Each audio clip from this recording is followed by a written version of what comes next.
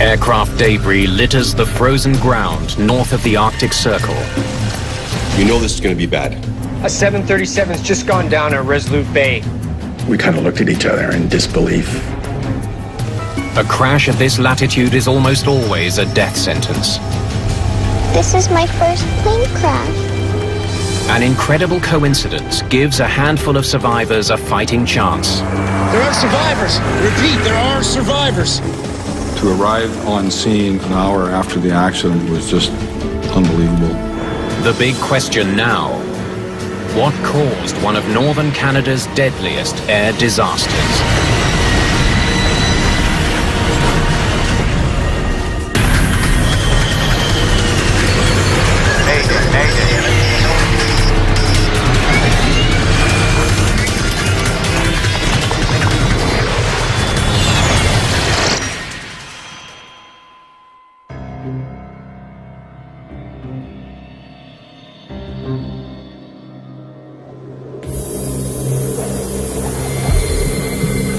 The Canadian Arctic is one of the toughest environments on the planet.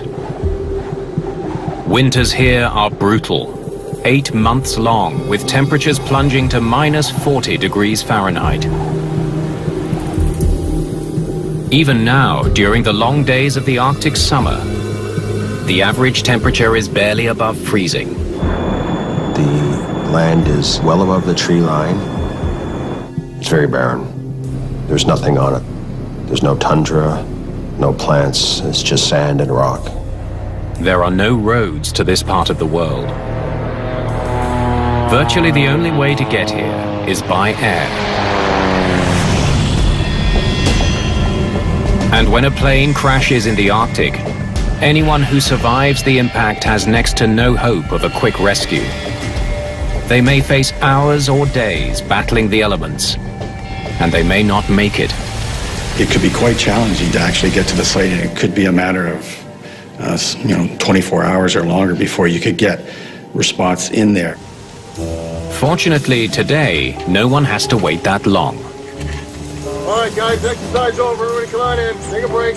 This crash site has been meticulously staged. It's part of a massive military exercise held each year in Canada's high Arctic. Operation Nanook. This year, it's a simulated mid-air collision. The scenario, there's some lacerations and some bleeding, complete with mock survivors, is designed to help rescuers and air crash investigators prepare for a real aviation catastrophe. Operation Nanook in 2011 was intended to simulate a major aircraft incident in our north. The Canadian forces had the lead in cooperation with our northern partners, the Canadian Coast Guard, local fire rescue personnel. So it's been splinted in place. The Transportation Safety Board. Urgent, Pry 2. And also the U.S. Navy was going to be involved in this exercise. All right, hop to it, guys. Now, come on, time's ticking. Master Warrant Officer Greg Smith is a search and rescue technician with the Canadian Armed Forces. The scenarios that we set up, we tend to make them as realistic as possible. When you see something and it looks real, you tend then to act like you would in a real scenario. Today's exercise is taking place near Resolute Bay. Though the town is home to only 230 people, it's a major transportation hub for the high Arctic. Resolute Bay Airport is the only one in the region equipped with navigational aids for automated landing approaches.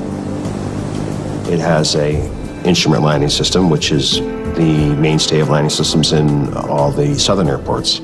It's what all the major airliners use to land their aircraft. It's very accurate, very precise.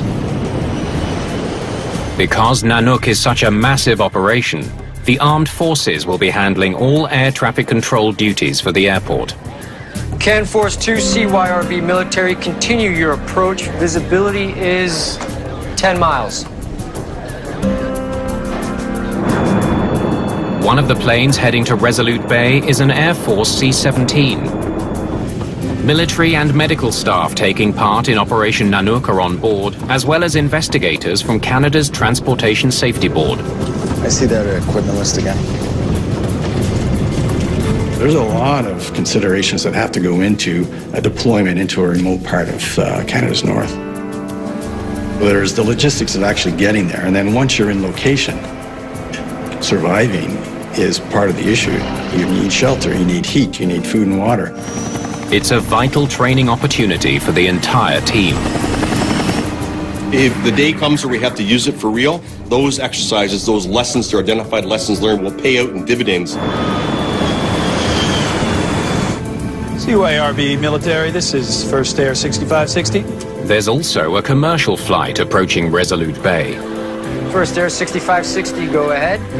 CYRB military, ETA at Resolute 1643. First Air Flight 6560 is a charter flying passengers and cargo to the small community. Everything from fuel to household goods, appliances, to food, to mail is flown in. Without these flights, the community would run low on supplies very quickly. To accommodate all that extra cargo, the cabin of the 737-200 has been modified into what is known as a combi configuration. Which means they carry a combination of cargo and passengers on the same deck of the airplane. Among the passengers is geologist Nicole Williamson. She's traveling with her colleague Robin Wiley to do some surveying in the north. There are also two little girls on board, Gabrielle and Cheyenne. They're on their way home after visiting their father. Hi. Your glasses. Terry Audler is their uncle. They were very close, as close as sisters can be. They laughed together, they played together, they got into trouble together. The 737-200 left Yellowknife an hour and a half ago. It's due to land at Resolute Bay in approximately 30 minutes. Wind 180 degrees at 8 knots. First Officer David Hare studied business before setting his sights on aviation. He joined First Air 4 years ago. First Air 6560, copy, thank you.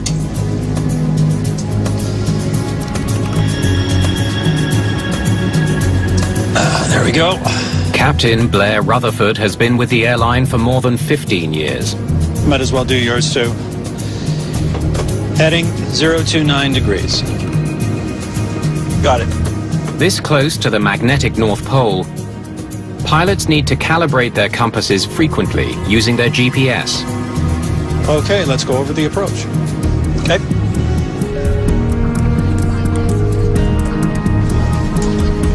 Do you want some help with your seatbelt? Okay. All right. Yeah, I'm here with you. That's fine. Altitude alert set to 2200. Because of the heavy fog, the crew will be relying on their autopilot during the approach. Checklist complete. Autopilot set. This way, they don't have to worry about lining up with the runway visually. The computer will do all the work until they're ready to touch down.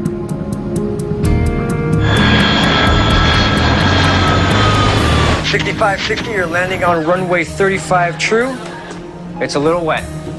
First Air 6560, copy, 35 true. You were 10 miles from runway.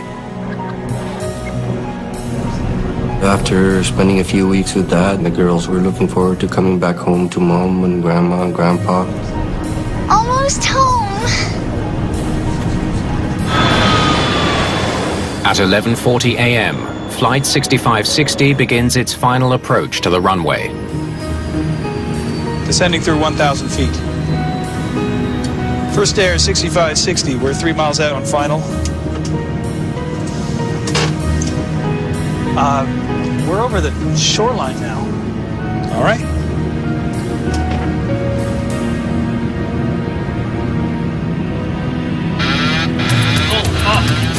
The sound of an urgent alarm fills the cockpit. Go around, go for it. It's the low altitude warning. To the pilots, it seems impossible. They don't even have the runway in sight yet. Go around! Go around thrust. The captain decides to abort the landing, but it may be too late.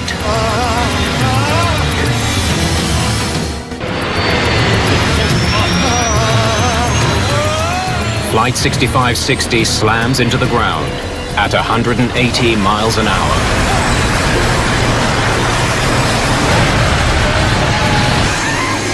The plane skids across the crest of a hill and bursts into flames.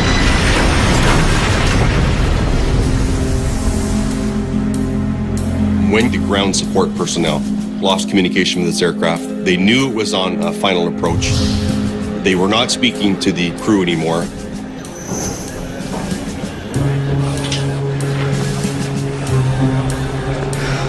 First Air 6560 should be here by now. You gotta be kidding. Try them again. Did people believe that aircraft had crashed? You don't want to because human beings are involved. But it very quickly became a reality that this aircraft had crashed.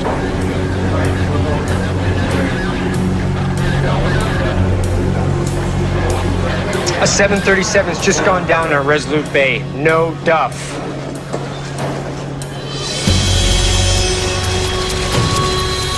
The priority now, get help to any survivors. Think to yourself, wow, I really hope someone survived this, but you know this is going to be bad. At the crash site, Gabrielle Pelkey sits alone in a nightmare. She found herself with a broken leg, cuts and bruises, and concern for her little sister Cheyenne.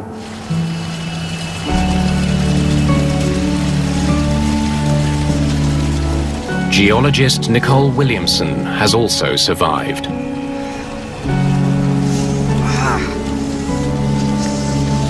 Gabrielle! Oh, God. When Nicole got to Gabrielle... You're okay. You're okay.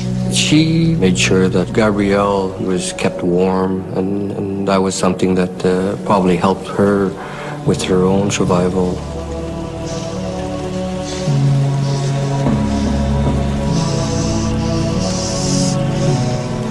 This is my first plane crash. Yeah. Me too, sweetie. Me too. For Nicole to hear that from a child, it just sort of brought home, you know, the innocence of it all. Okay. All right. Trying to survive it at that moment, and it was a way of focusing on each other. As they stumble through the wreckage, they find only one other survivor, Robin Wiley. They managed to get to a location where they felt, okay, this is probably a safe location, and wait and hope for the best. The three survivors are suffering from shock and shivering in near freezing temperatures. If help doesn't arrive soon, they may die from exposure.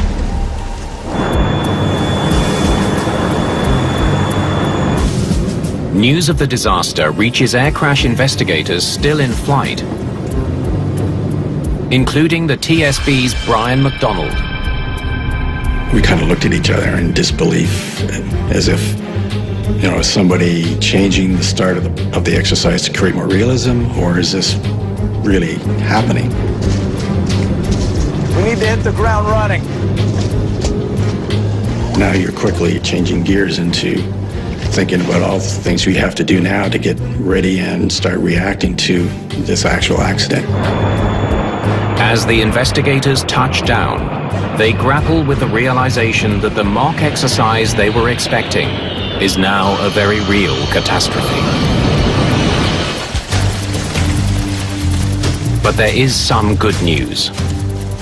Because of Operation Nanook, rescuers are able to reach the survivors just 20 minutes after the accident. There are survivors. I repeat, there are survivors.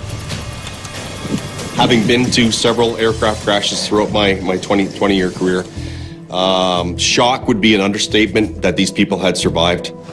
They didn't appear to have any life-threatening injuries, so we elected to fairly rapidly stabilize some immediate fractures, get them on some stretchers, and get them down to a facility that could properly evaluate and treat them in an environment that was more stable. Rescuers comb through the wreckage, but they quickly realize no one else has survived the crash. 12 people are dead. Did you find Cheyenne? Including Gabrielle's sister, Cheyenne. For a child to be given that type of information, I mean, it's always a difficult moment. This is one of the worst air disasters ever in Canada's far north.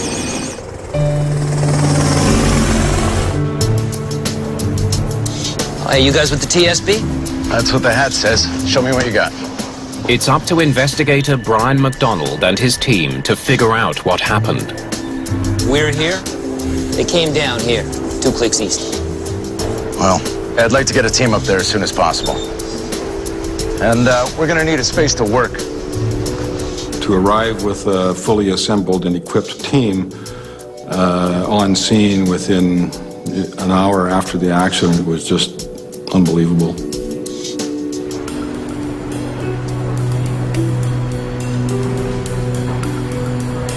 I got pretty close to the runway.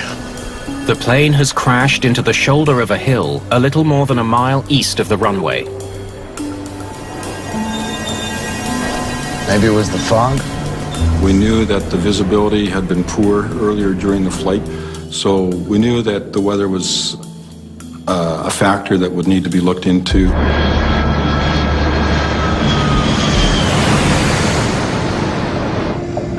What a surprise.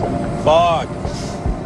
Resolute Bay is often fog-bound, forcing crews to rely on their autopilot and the airport's sophisticated guidance equipment.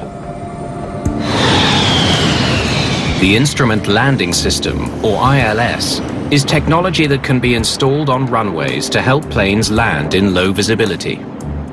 The ILS emits a signal known as a localizer beam. It can be picked up by the plane's autopilot, which uses it to navigate the plane safely down to the runway.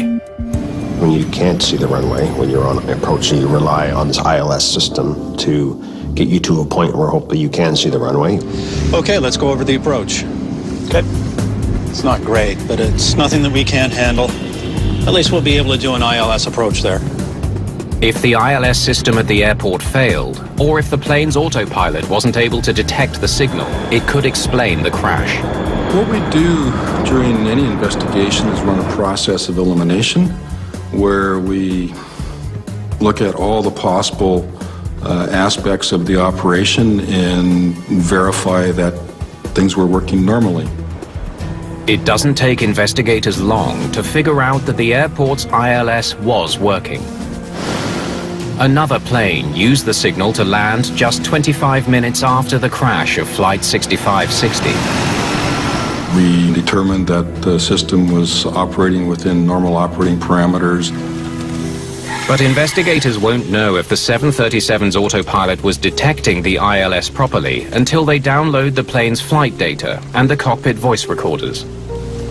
The first responders had found them in the first 12 hours. We were able to get them on an aircraft and down to our laboratory in Ottawa on the following day.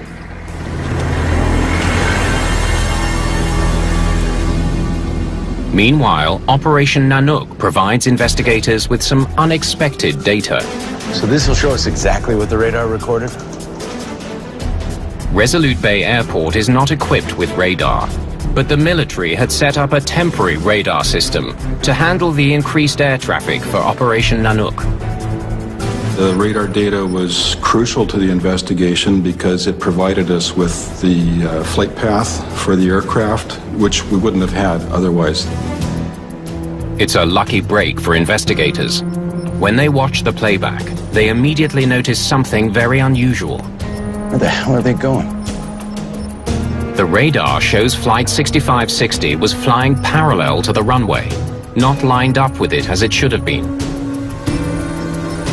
The question that came to our minds immediately there was why? Why did the aircraft track in that direction?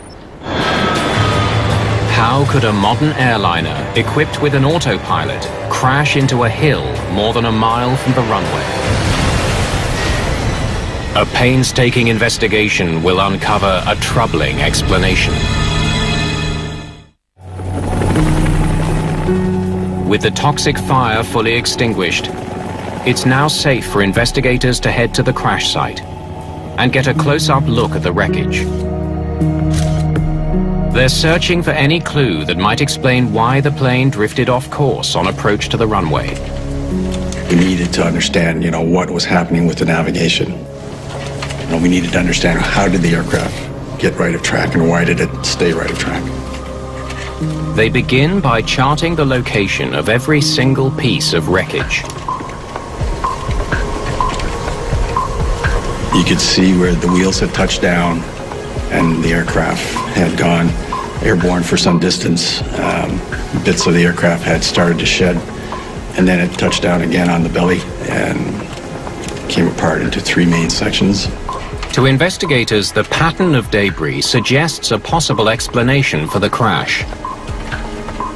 The wreckage seems to line up directly with a navigation tower called a VOR.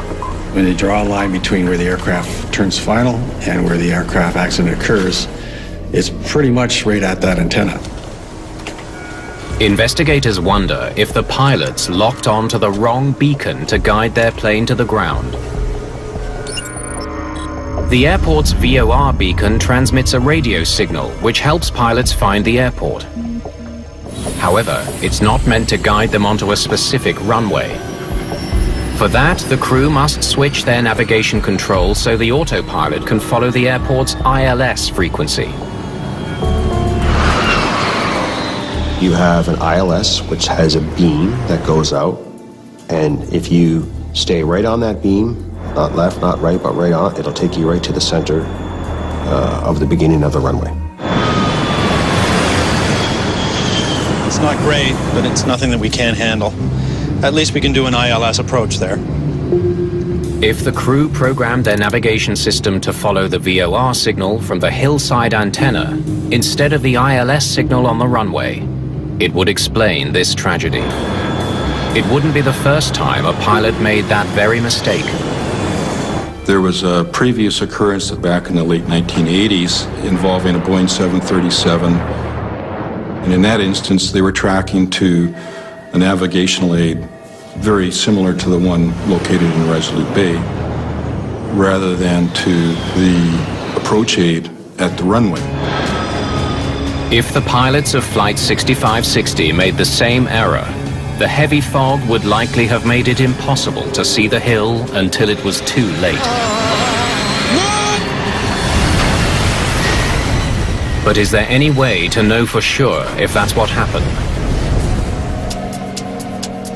Investigators hope the plane's cockpit voice recorder can provide the answer. All right, let's see what these guys were thinking. The TSB's John Stewart is an expert at analyzing crew conversations captured on voice recorders. The cockpit voice recorder was going to tell us what was going on inside the cockpit. What could they be seeing? What were they listening to? What were they talking about? And so I can understand their view of the world and how they were making decisions. Flaps 5. Flaps 5 selected. Initially, it doesn't sound like anything is wrong. Checklist complete. Autopilot set. Localizer alive. Glide slope alive. The first officer acknowledges the autopilot is locking onto the airport's instrument landing system. Oh, sounds like they were following the ILS signal, all right. The words glide slope alive confirm that the autopilot is homing in on the correct signal, the runway's ILS, not the VOR beacon from the hillside tower. And from the cockpit voice recorder, we knew the crew was flying the ILS approach. So we're conclusively able to determine that where they ended up was not related to that beacon. But they still have no idea why the plane drifted dangerously off course. They listen for more clues. What they hear is stunning. GPS has us going off to the right.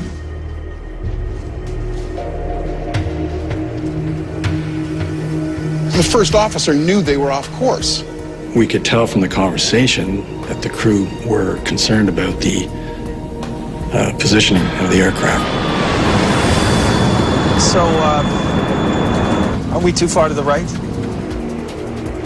We'll get there. As they continue to listen, the mystery deepens. If we're going right, Resolute Hill is right of the runway.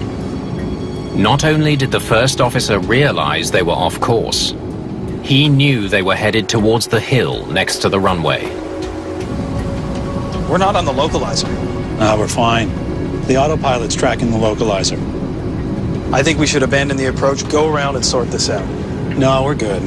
We'll continue the approach. Okay? continuing approach. As the flight progresses, you can see in the conversation between the two of them that the two pilots have differing views as to what needs to be done. Even though they were speeding towards the hill, they continued on. Go around, go for it!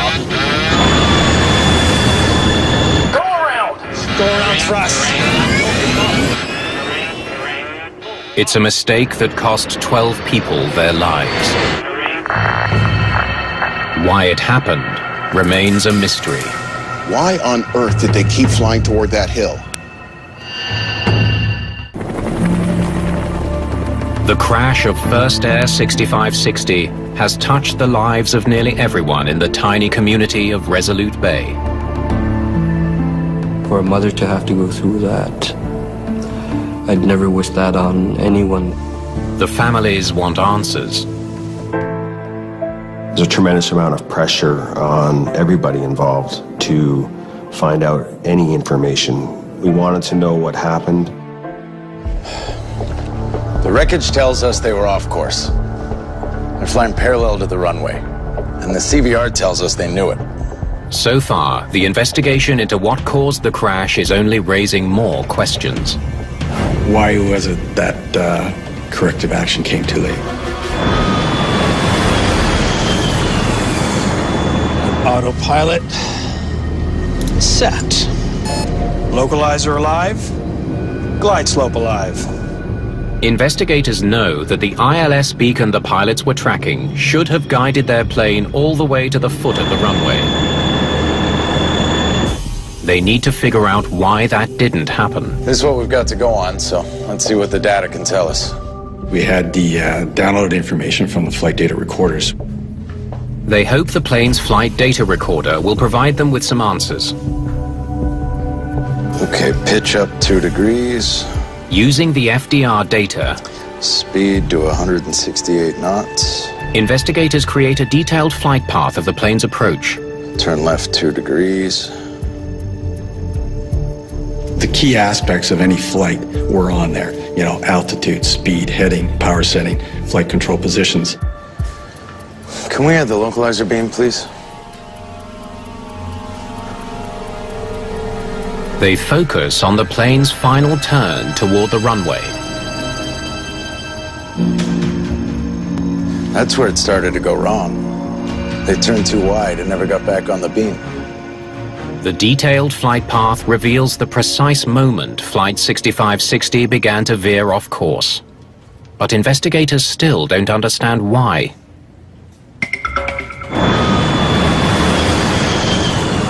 They know the autopilot system was working properly.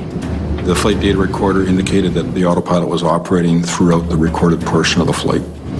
Autopilot set. To carry out an ILS landing, the crew should have set their autopilot to a mode called VOR Loc. Localizer alive? Which is exactly what they seem to have done. We were struggling with trying to understand, how did the aircraft get off course if it was properly tuned in, switches properly set up, crew is following their processes down to do an ILS approach. Investigators are at a loss to explain how a properly configured, functioning autopilot steered the plane off course. Until they take a closer look at the flight data. Let me just see the control wheel inputs. So the turn started out okay. Nice and smooth through here. Definitely the autopilot in control. We could determine that the turn was initiated by the autopilot. And then there's a change in the technical information that would indicate something happened in the turn. Something changes right here. These jagged corrections have got to be human. They must have been flying on manual. For some reason, it seems the autopilot switched to manual mode partway through the final turn. In this new setting, the autopilot was no longer guiding the plane to the runway.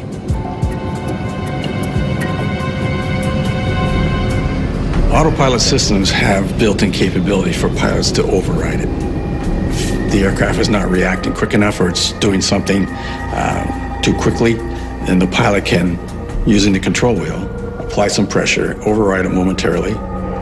But there's nothing on the CVR to indicate that the captain intended to override his autopilot. Investigators now consider a frightening possibility. He may have done it by accident and never realized his mistake.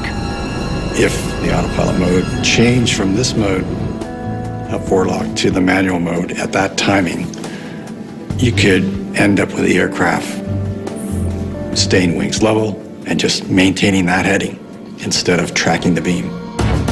Investigators can see that at the exact moment the autopilot stopped guiding the plane to the runway, there was a slight bit of pressure on the captain's control column, just enough to switch the autopilot from the fully automatic flight mode into manual. We believe it was likely an inadvertent pressure on the wheel. Perhaps someone was leaning over to check something or reach for a publication. It's not a lot of pressure that's required. With neither the autopilot nor the crew steering the plane toward the runway, the wind pushed it further and further off course. The autopilot wasn't locked in any longer to the localizer beam, but was maintaining wings level and that heading. And so the wind did the rest. The finding is another small step towards understanding this accident. The big question now, if the pilots knew they were flying off course. So, aren't we too far to the right? Why didn't they do something about it? We'll get there. The crew was aware that they were off course. The challenge for us was to determine why the captain continued the approach. Descending through 1,000 feet.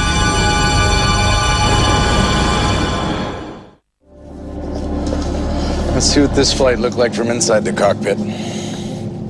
Investigators need to understand why the pilots didn't take corrective action when they saw the plane was going off course. To do that, they need to get inside the pilots' heads. The key thing that we try to do is to understand why events made sense from their point of view.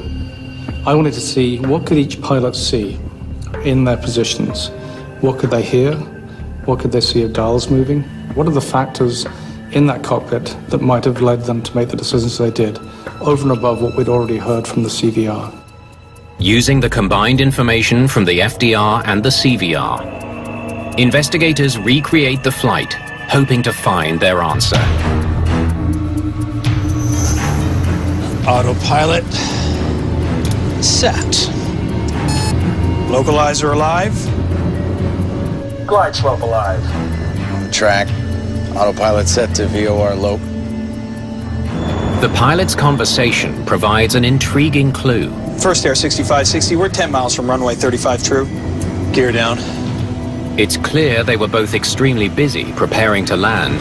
Flight 6560, report 3 miles final. Flaps 15. Please repeat last transmission. Gear down, 3 green. Report 3 miles final. There. So busy, it seems, they failed to notice when the autopilot switched to the manual mode.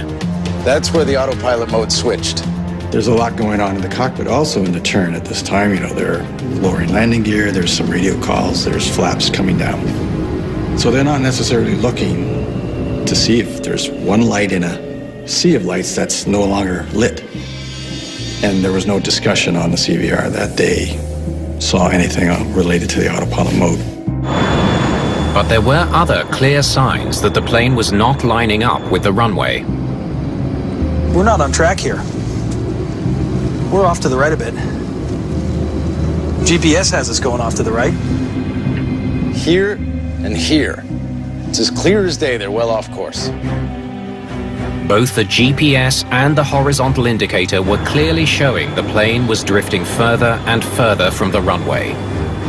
Yet the captain did nothing to correct the problem. Okay. What's he thinking?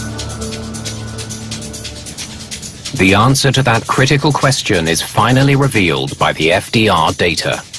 His compass is drifting. He's off by about 17 degrees. An inaccurate compass reading gave Captain Rutherford the impression that his plane was flying back towards the runway. The captain had a perception that they were on a correction course back towards the localizer beam instead of actually what they were doing was paralleling. This far north, a pilot should recalibrate his compass frequently. That's because a compass will always point to the magnetic North Pole, not to the geographic North Pole, two different points on the globe. The further north you travel with the compass, the more inaccurate the compass is. Pilots have to use their GPS to get the true heading and adjust their instruments. There we go. Might as well do yours too. Heading 029 degrees. Investigators only hear the pilots recalibrate their compasses once during the flight, but not on final approach. The two compasses then drifted at different rates as they descended towards Resolute Bay.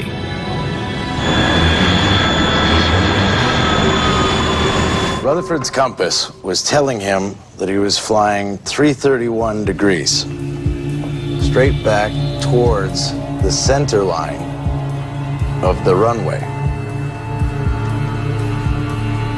But he was actually flying 348 degrees, straight towards the hill. The inaccurate compass reading likely convinced Captain Rutherford that his autopilot was bringing the plane back on track. Each pilot had a completely different understanding of what was going on. We're not on the localizer. Oh, we're fine. The autopilot's tracking the localizer.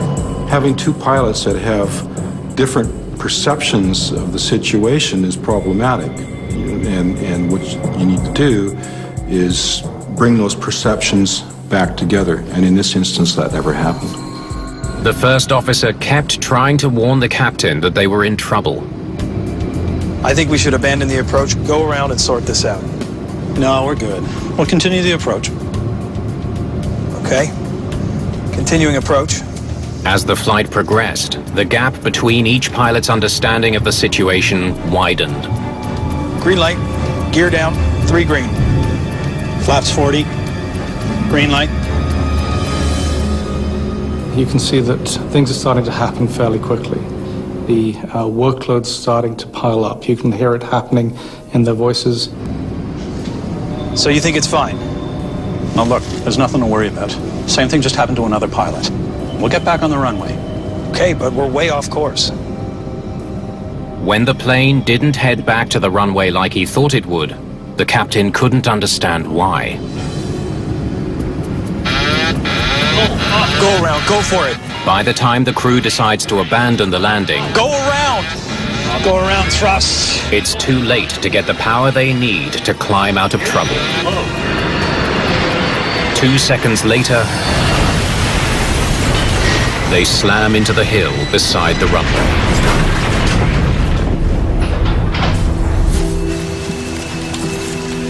There were so many things that had to have happened for this outcome that if any one of those didn't happen, you wouldn't have had the accident.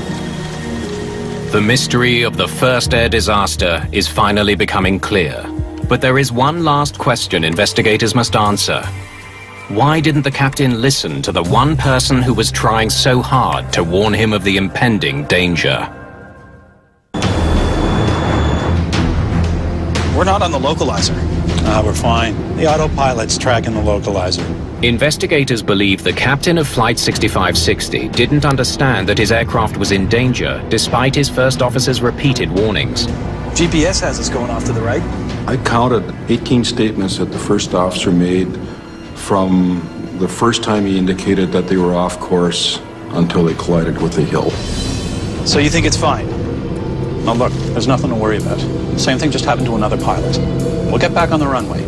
Okay, but we're way off course. The first officer could see something was wrong. We're over the shoreline now. All right. But did not clearly state that he felt they were in danger. We could see that the first officer was trying a number of different tacks, talking about the GPS, talking about their relative position, trying to find different ways of approaching the problem and communicating it to the captain. Blair, I don't like this. The pilot's records paint a picture of two men with vastly different experience. First Officer Hare was new to the 737 and had fewer than 5,000 hours in the air. Captain Rutherford had more than twice as many hours in the cockpit and much more experience flying in the north. Yet for some reason he didn't pick up on what First Officer Hare was trying to tell him. They weren't resolving the problem. And so the questions keep piling up. Why does the first officer keep focusing on this? We should be configured, we're not. So his problems are mounting up and mounting up. It gets harder to pull yourself out of all of those things that you need to put right. Maybe we should go around. Continue configuring for landing. As the less experienced pilot, First Officer Hare may have felt reluctant to voice his concerns more forcefully. As a result of their conclusions, the TSB makes some important recommendations. Our job is to illuminate where the deficiencies are, and the industry and the regulator will take action to mitigate those risks. That's why the Transportation Safety Board exists. The Safety Board urges First Air to review how pilots calibrate their compass. Right. And to institute clear policies on how first officers should take control in dangerous situations.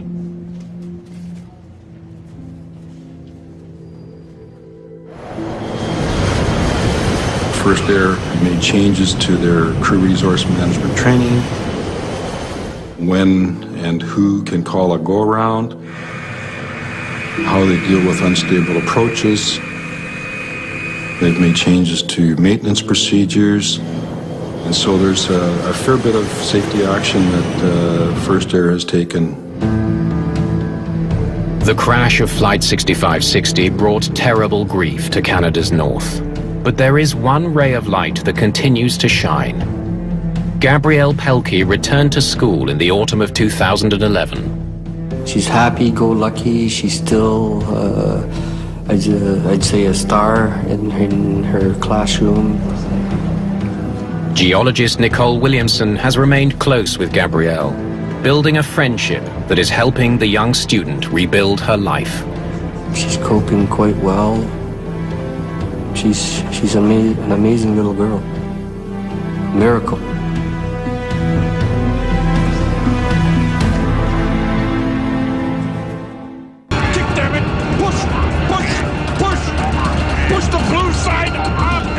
They tried to fly the airplane even upside down. They never for a moment believed that they could not find a way to control this airplane. I'm pushing. Okay, let's kick rudder. Left rudder. Can't reach it. Okay. Right rudder. Plane was being knocked from side to side. It turned upside down. It was spinning. Persons were being thrown against the walls of the plane, falling out of their seats, and the cockpit voice recorder screaming. Unbelievable, horrible last few minutes of their lives. Are we flying? We're flying. Tell them what we're doing.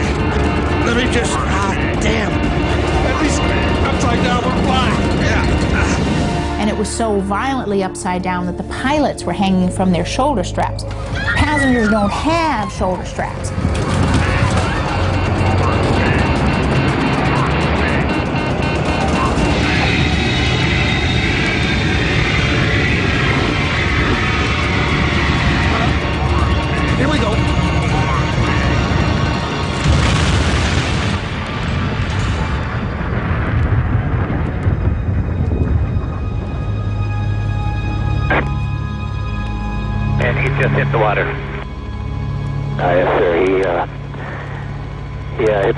down.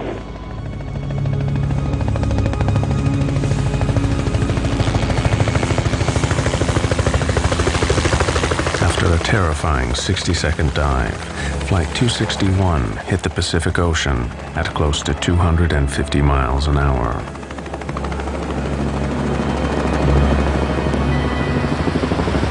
Rescue helicopters were soon at the crash site, but there were no survivors. The plane had broken up on impact. 88 passengers and crew, including 3 young children, died instantly.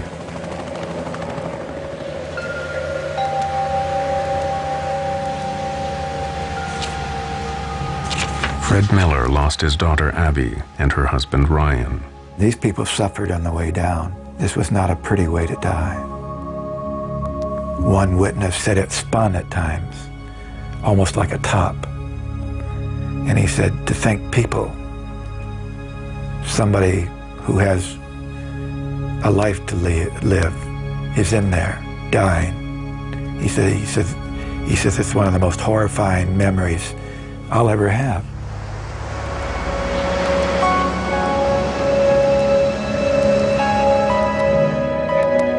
Susan De Silva lost her husband, Dean.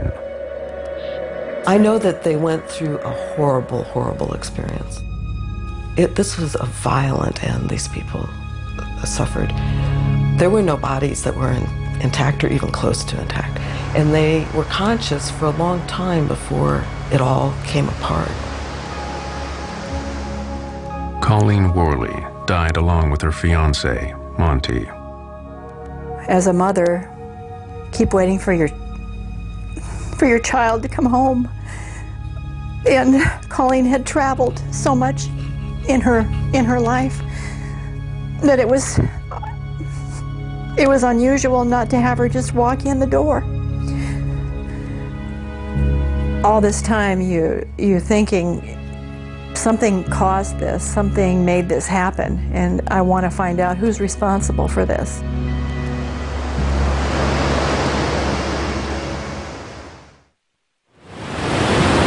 The investigation into Alaska Airlines Flight 261 began to swing into gear, but the wreckage lay 700 feet down.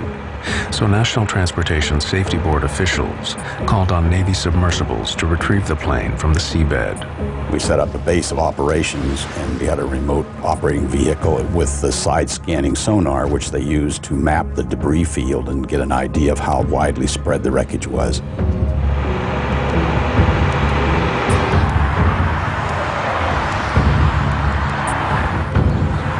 At the National Transportation Safety Board headquarters in Washington, the investigators' immediate concern was to find out what had brought the plane down. The first clues came from the cockpit voice recordings. LA, Alaska 261, we're with you. We're at 22.5. We have a jam stabilizer, and we're maintaining altitude with difficulty. We immediately suspected some problem in the tail of the airplane, which is where the controls are. Just something was wrong back there, and that was the key piece of wreckage to look for. The MD-83 that crashed was a revised version of the Douglas Corporation's DC-9, which was an extremely popular plane. Over 2,000 were delivered to airlines worldwide. The engines were at the rear of the plane, and the distinctive T-shaped tail was an essential element of the design. In a big turbojet aircraft, one of the rather brilliant elements of the design is that since you're going to be loading passengers and cargo, you want to be able to have that aircraft loaded a little nose heavy or a little tail heavy. Well, in order to do that, you actually had to have that entire stabilizer moving. But the ones that are the most difficult to engineer are the T-tailed airplanes, where you have the vertical stabilizer and the horizontal sitting on top. And we call that stabilizer trim. And that is an essential element of what makes these aircraft so usable. In the MD-83, a motorized jack screw in the tail moves the horizontal stabilizer up and down. As the stabilizer moves up, the nose of the airplane moves down. As the stabilizer moves down, the nose of the airplane moves up. But what role had the over 70 centimeters long jack screw played in the loss of Flight 261?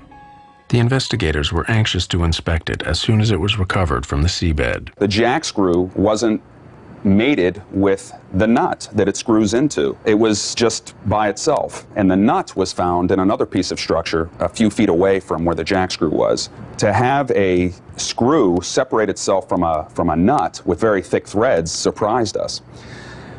Secondly, we noticed that there was a curled piece of brass around the jack screw, and all of the threads that you can see here, these ridges, were gone. They had been stripped out, and the remnants of those were found coiled on the jack screw.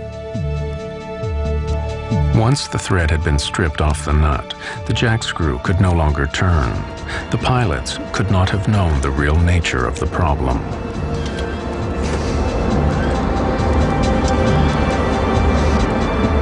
The crew was confronted with a situation that had never occurred before. There is no failed jack screw procedure in the quick reference handbooks that they have available. There is no training for it.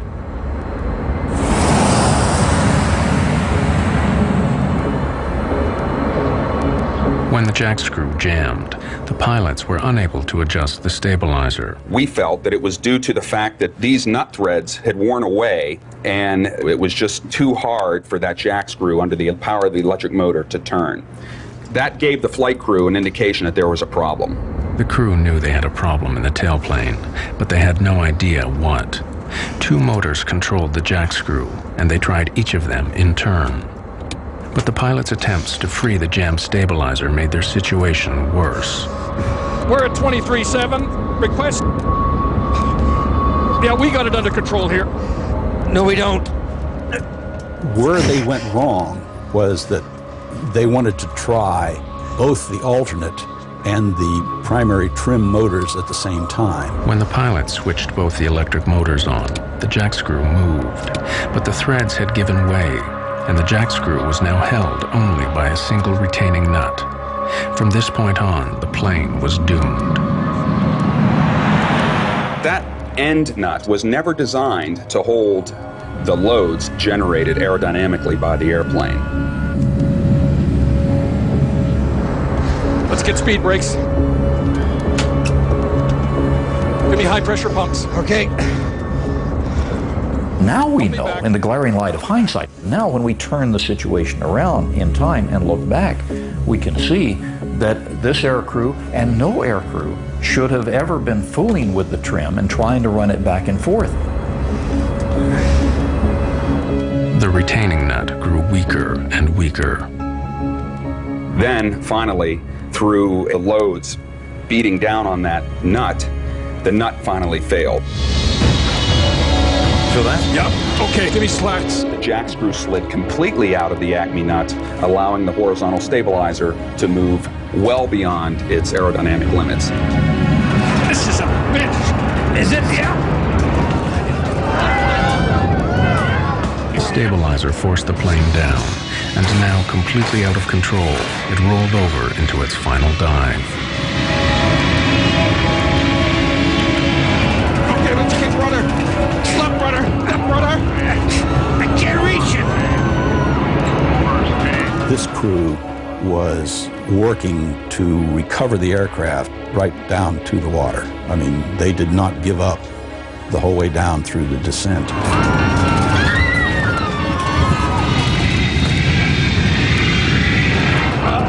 Here we go.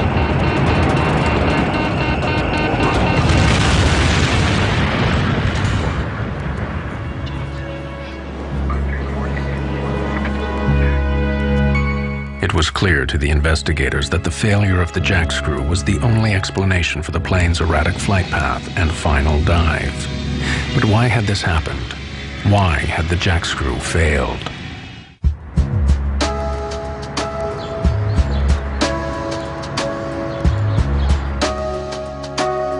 The investigators began looking deeper and deeper into the condition of the faulty jack screw on Alaska Airlines Flight 261.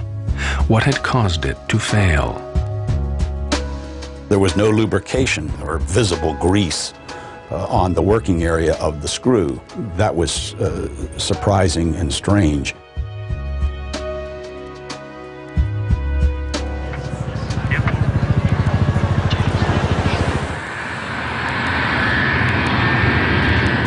The discovery of no grease on the jackscrew alarmed the investigators.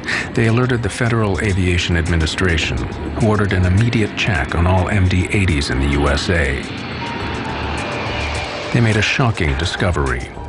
At Alaska Airlines, in 6 of its fleet of 34 planes, the jackscrew assembly needed to be replaced after failing new inspections.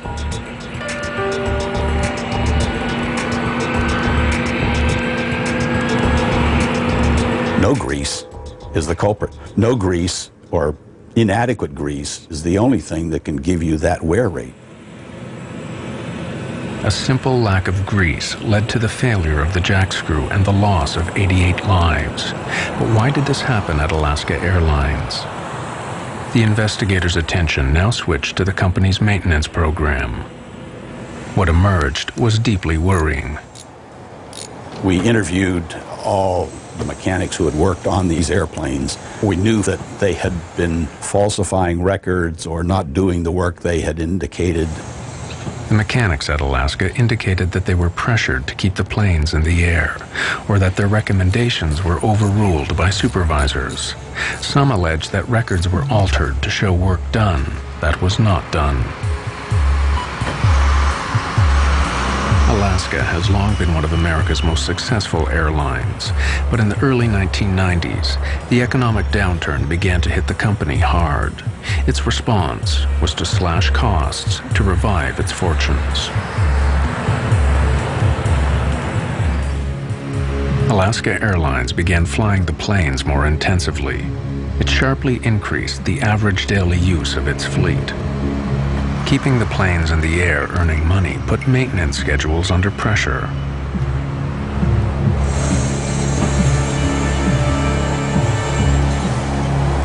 John Leotine was a lead mechanic at Alaska Airlines' Oakland maintenance facility, where he worked for over 8 years. Leotine felt that the new pressures on maintenance put passengers' lives at risk. He was to pay dearly for expressing those concerns. We have used an actor to portray his experiences based on his sworn evidence to the NTSB. Leotine claimed that planes were pushed back into service too quickly. Sometimes, rather than wait for a replacement part or repair, supervisors passed planes fit for service, free to carry passengers up into the air.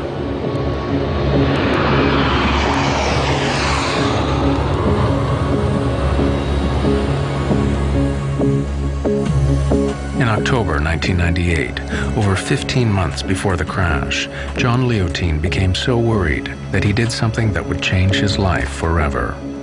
He reported Alaska Airlines to the U.S. Federal Aviation Administration, alleging violations in maintenance procedures. There were very few voices at Alaska who had concerns about the maintenance. There should have been more, and there should have been people listening. John Leotine is a hero in my book. In December 1999, over a year before the crash, the FAA and Department of Transportation officials moved on Alaska Airlines.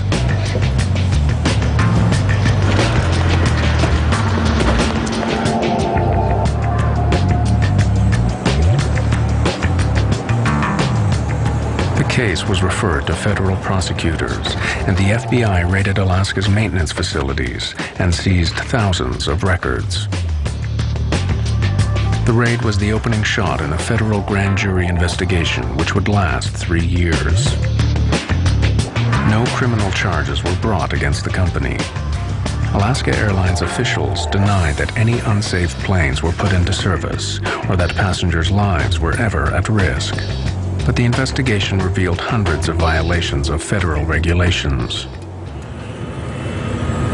Alaska Airlines was fined. The FAA insisted on changes to the company's maintenance and safety procedures. The FAA also suspended 2 supervisors for falsifying records.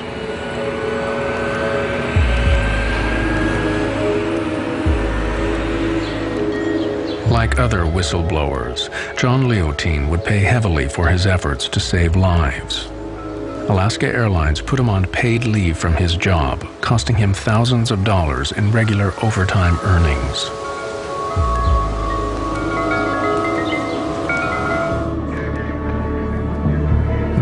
In January 2000, John Leotine saw his worst nightmare come true. The kind of accident he had tried to prevent by contacting the federal authorities now took place just off the California coast.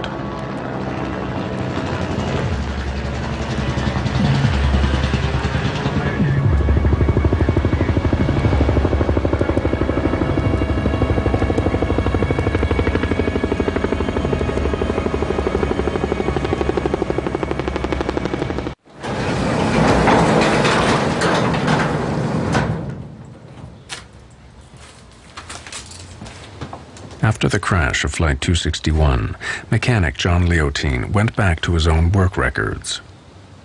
Incredibly, he found that he had a direct link to the crashed airliner. Over 2 years before, at the plane's last overhaul, he had ordered the jack screw on this particular aircraft be replaced. He then went off shift. When investigators examined the record, they found that Leotine's recommendation had been overruled by the next shift and the plane put back into service. It would be 2.5 years before the next overhaul, but time ran out. 2 months before the overhaul was due, Flight 261 crashed.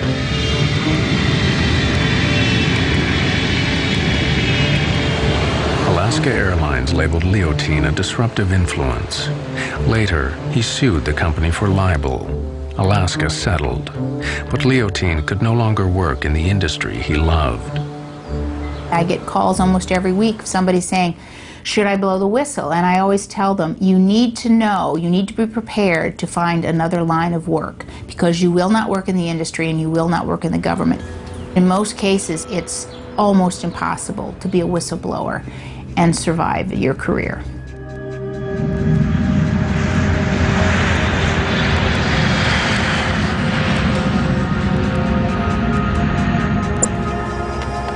As the investigators continued their work into Flight 261, they made another disturbing discovery about the drive to cut costs at Alaska Airlines. To keep planes flying more intensively, Alaska had dramatically extended the intervals between service. This was significant because when a plane is designed, every part has a schedule listing when it is serviced and when it must be replaced. You're supposed to go in and inspect every so many hours, and that's different on parts all over the planes. Some things you have to look at after every flight. Other things have to be inspected every 2 or 3 days. By 1996, Alaska Airlines extended the intervals between MD-80 jackscrew lubrications by 400%.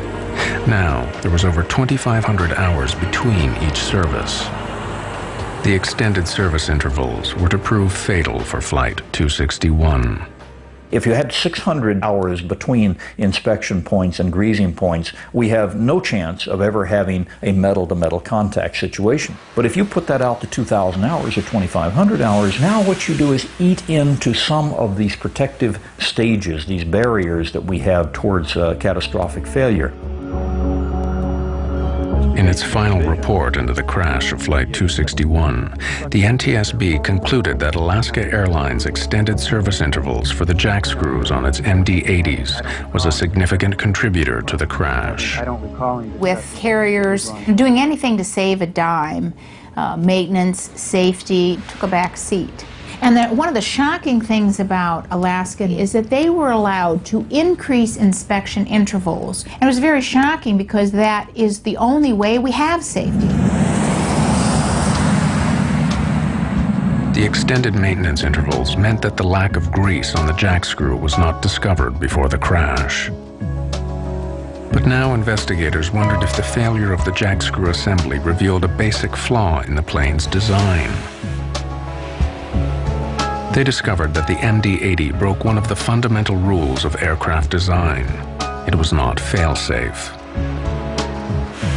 The design philosophy that has made aviation so safe is that we should never ever have a situation in which one catastrophic failure of some component of the airplane causes us to lose the airplane.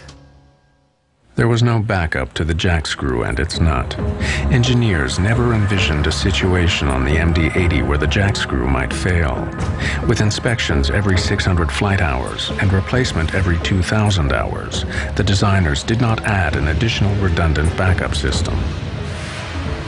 It was utterly laughable that they said it was a redundant system. There's one screw and there's one nut. That's all there is. It's not redundant. The MD-80 continues to fly worldwide, despite the revelation of this potentially dangerous design flaw. The jack screw assembly has not been redesigned. Inspection intervals have been shortened, but airlines still rely on proper maintenance to prevent the same accident happening again. In its final report, the National Transportation Safety Board concluded that the crash of Flight 261 was due to the lack of adequate greasing and the stretched service intervals. When coupled with the design of the jack screw, these failures led to a completely avoidable accident and the loss of 88 lives.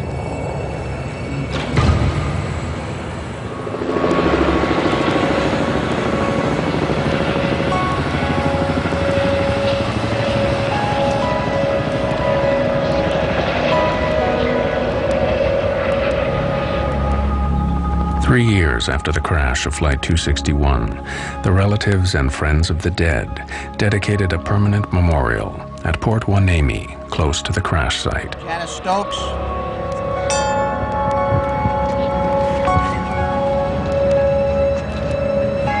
I think the best thing and the only thing in our infinite inadequacy of making up for the loss from this life is to say something that we've been able to say on a lot of other accidents to other grieving families, and that is, those deaths will not be in vain.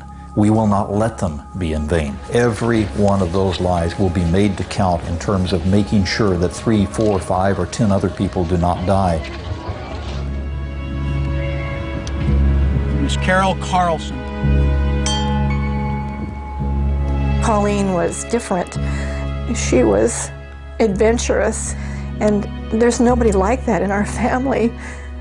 And I don't know what we can do except to remember Colleen and to live our lives now a little bit better for her.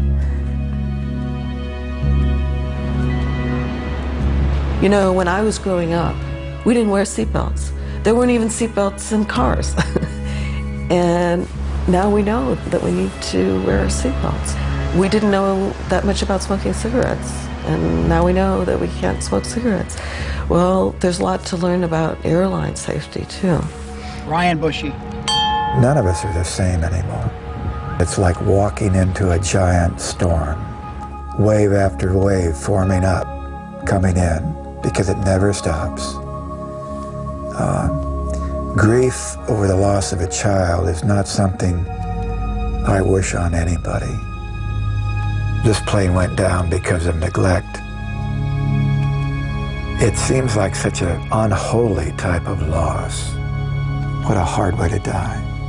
So an airline can, make more money.